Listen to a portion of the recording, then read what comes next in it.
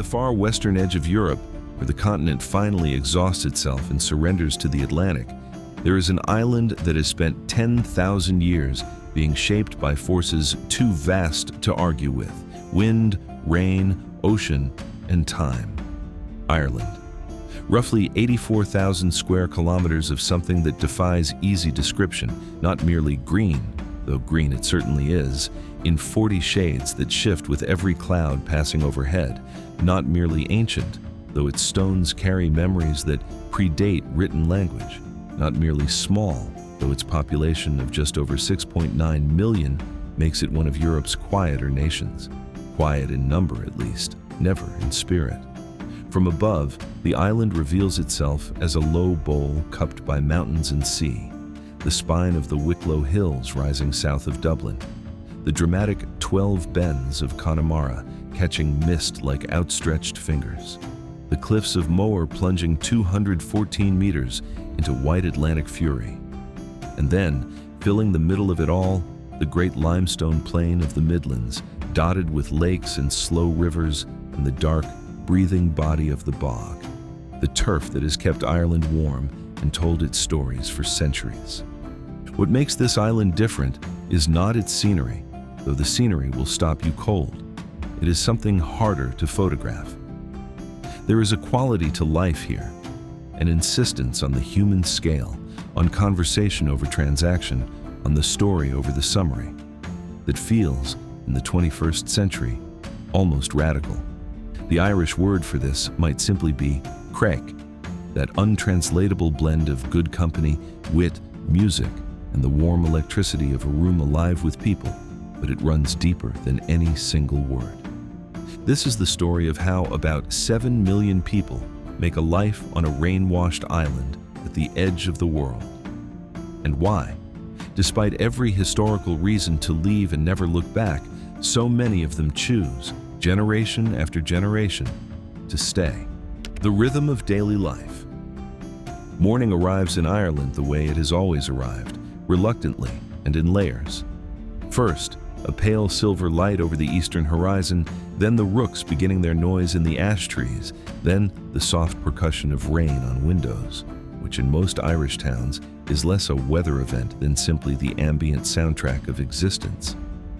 In a country of around 6.9 million people, spread across a landmass roughly the size of Indiana, life does not move at the pace of a capital city, even in Dublin, the country's largest urban center, home to over 1.4 million in its greater metropolitan area. Beyond Dublin, the cities of Cork, Galway, and Limerick hold their own gravitational pull, each with a distinct personality, a fiercely defended accent, and a conviction that theirs is the true heart of Ireland. But the majority of Ireland, in spirit if not always in geography, still belongs to the town, the village, and the land. In those smaller places, the morning has a choreography, the butcher's van that doubles as the school bus, the post office, open since 8, where news travels faster than the mail, the garage forecourt where farmers stop not merely for diesel, but for the particular pleasure of leaning against something and saying very little of significance for 15 minutes. This is not idleness. This is a culture that has always understood that the conversation is the point, that the exchange between people, not the efficient completion of tasks, is what makes a day worth living. Weather here is not a background condition. It is a participant. Ireland receives somewhere between 1,000 and 2,800 millimeters of rainfall annually, depending on where you stand. Standing on the west coast of Connaught, it can feel like all of it falls in a single afternoon. The Irish relationship with rain is neither complaint nor resignation. It is something closer to acceptance, shot through with dark humor.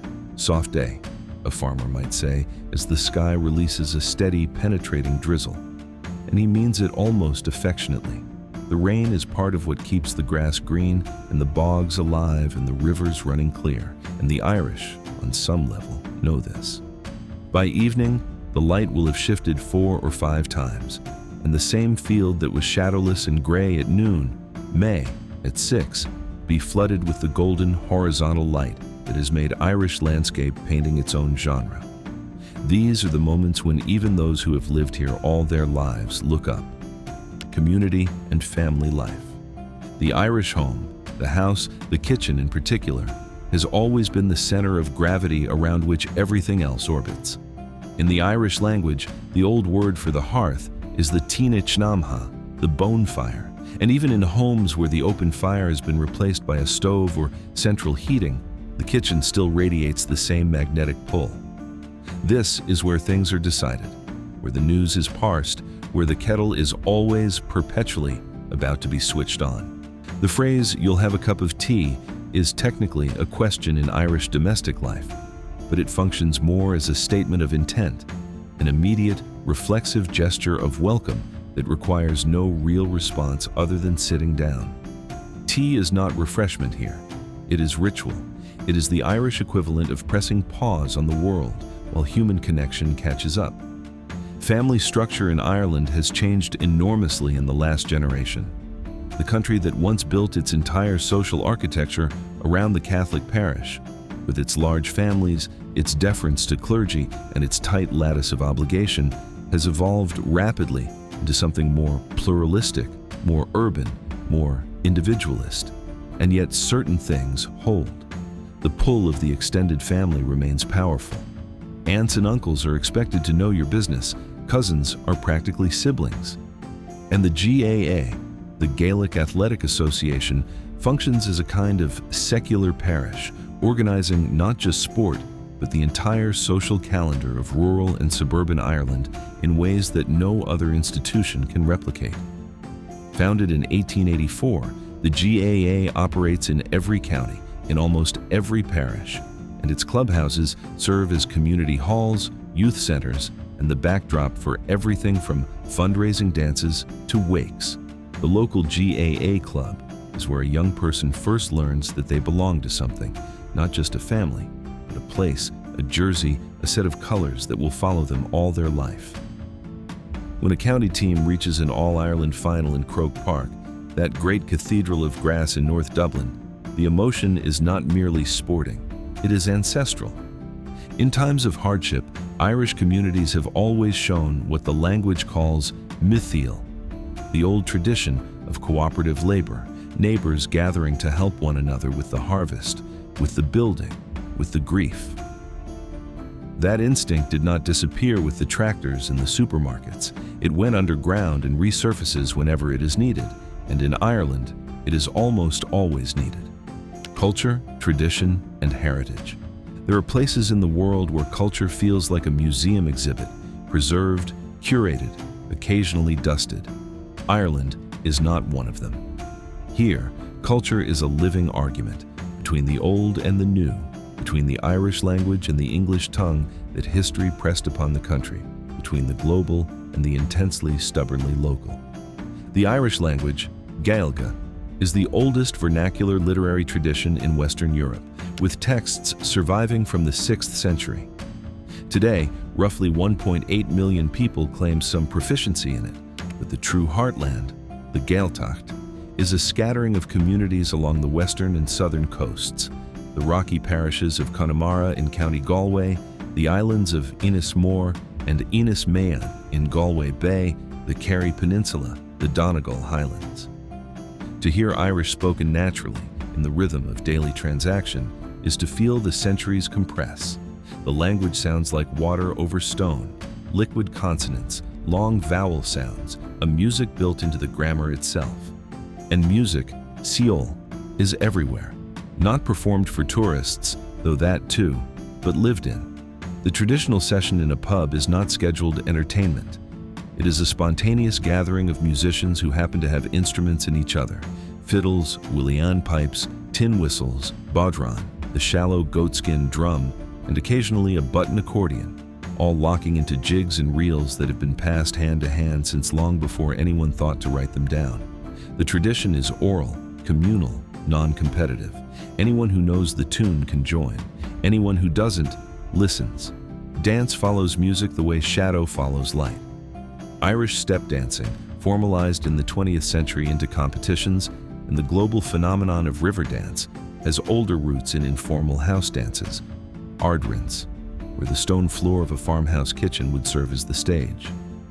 File, festival.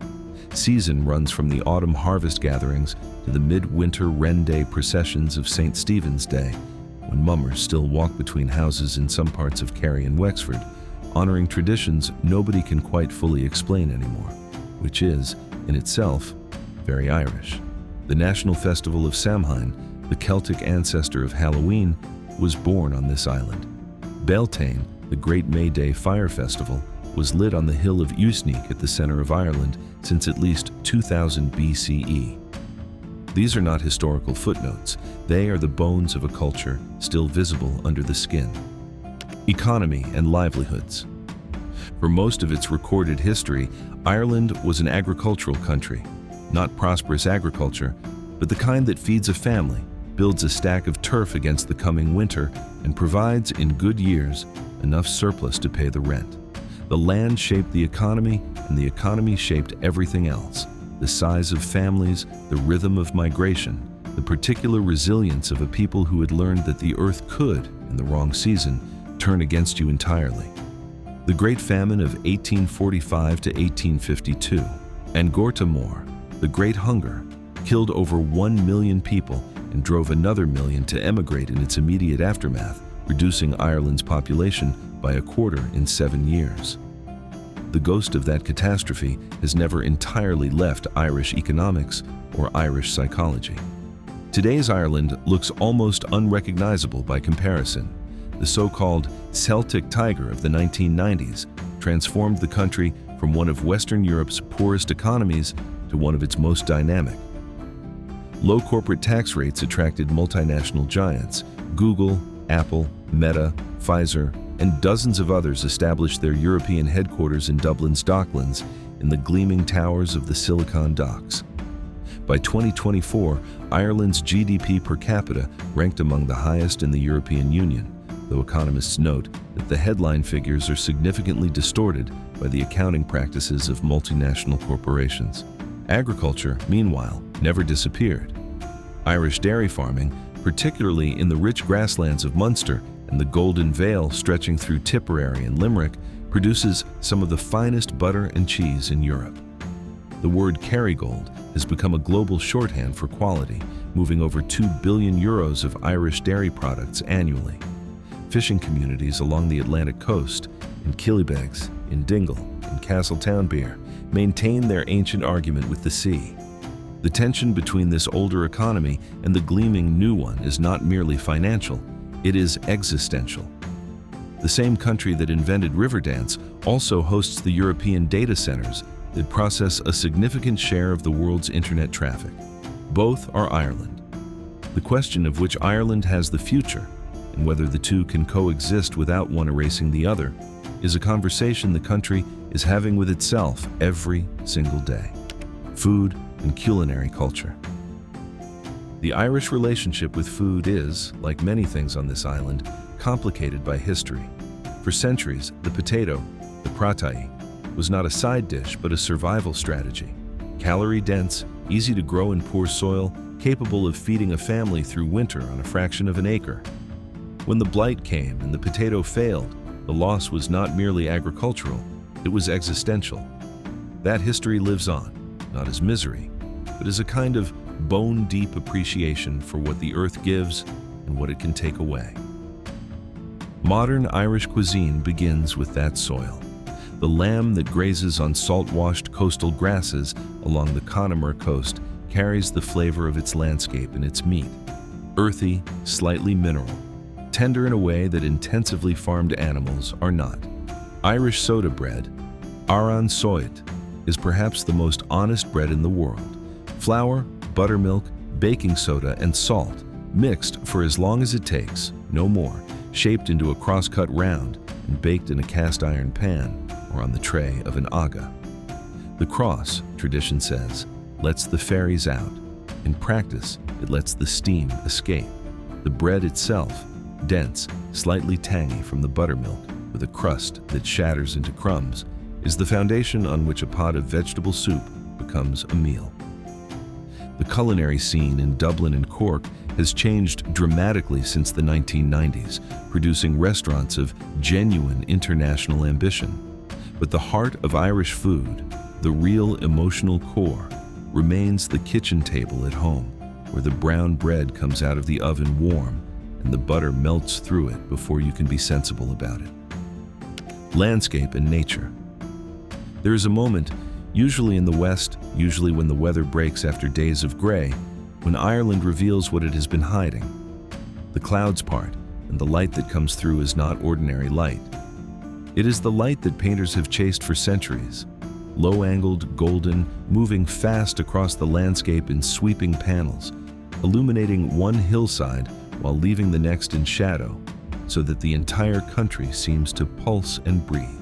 The cliffs of Moher, rising along 5 miles of County Clare coastline to heights of over 200 meters above the Atlantic, are the image most associated with Ireland abroad. And for good reason, though no photograph fully captures the vertigo of standing at their edge with the wind pressing against you and the sea dissolving into white 300 feet below.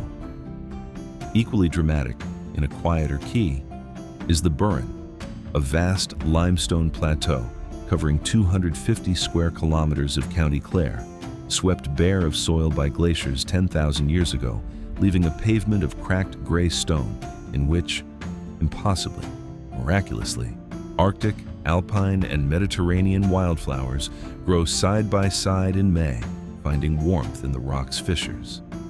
The Wild Atlantic Way, the coastal driving route that stretches 2,500 kilometers from Donegal in the north to Cork in the south, passes through landscape of almost hallucinatory variety.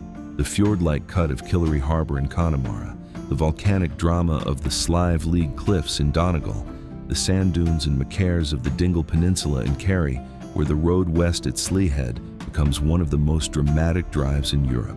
A single lane balanced between mountain and ocean, the Blasket Islands visible on clear days, lying low on the horizon like sleeping animals.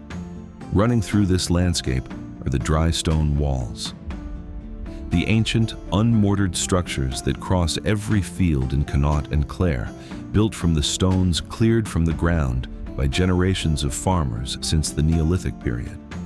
There are an estimated 400,000 kilometers of these walls in Ireland, enough to circle the earth 10 times. They are not merely boundaries, they are biography, the accumulated labor of thousands of years of people trying to make this thin-soiled, rain-swept land productive. To walk among them is to understand something about endurance that no text can fully convey. Infrastructure and connectivity.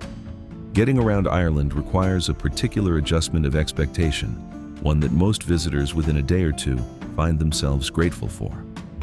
The National Motorway Network, expanded dramatically during the Celtic Tiger years, connects Dublin to Cork, Limerick, Galway, and Belfast with admirable efficiency. From the M50 ring road around Dublin's suburbs, you can reach the west coast in under 3 hours, though under 3 hours implies a discipline of forward momentum that the landscape itself will consistently subvert.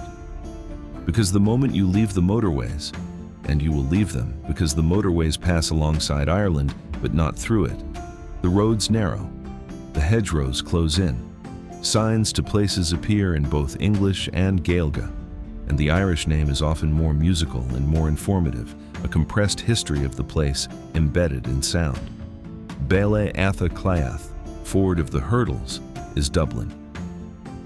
Gailim, the Stony River, is Galway. The road to the coast becomes a boreen, a small lane, the word from the Irish boithrin, just wide enough for one vehicle, and the optimism that nothing is coming the other way. The train network, operated by Irish Rail, Iarnród Éireann, connects the major cities with a charm that prioritizes scenery over speed. The Dublin to Galway line passes through the flat Midlands bog country, an almost Scandinavian landscape of dark water and pale reeds that at dusk turns the color of hammered copper. The train to Killarney and Kerry runs through valleys of such orchestrated beauty that passengers on both sides of the carriage swap seats, unable to choose. In the rural west, the bus may still be the only public link between a small town and the city, running twice a day, picking up shopping bags as readily as passengers. This is not a failure of infrastructure. It is, in its way, a feature, evidence that Ireland still contains places where the clock moves differently, where a missed bus is an opportunity rather than a crisis, and where the landscape rewards those who have no particular hurry to be anywhere else. The rhythm of evening and night. The Irish evening begins slowly and builds. As the afternoon light shifts toward the amber register, that particular Irish light that arrives around 5 o'clock in summer and doesn't so much fade as unfold, the day's business begins to release its grip. In the cities, offices empty and the streets acquire their different character, louder, younger, more intent. In the pub, the tie, evening reaches its full expression. The Irish pub is not primarily a drinking establishment, it is an architecture of social permission, a place where people who might not otherwise speak find themselves, within 20 minutes, sharing opinions on everything from the county team's performance to the meaning of consciousness. The bar stool and the booth seat are social technologies as sophisticated as anything invented since. They say, sit down, stay a while, be present, not to your phone, to the person beside you. In private homes, evening has its own quiet ceremony.